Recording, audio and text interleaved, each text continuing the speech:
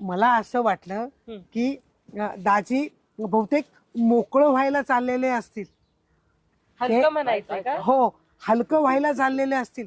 त्यांना मला असं वाटलं ते यांना मदत करत असतील, कारण की ह्या फार अडचणीत आहेत ना, असं मला वाटलं.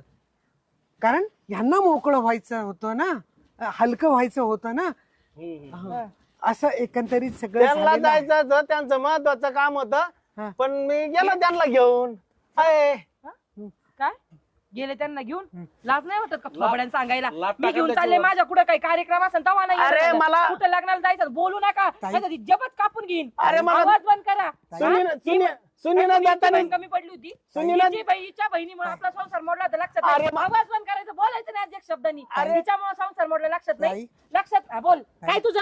अरे मला एक मिनिट सुनीनं सांगितलं होतं, आज आणि बोल.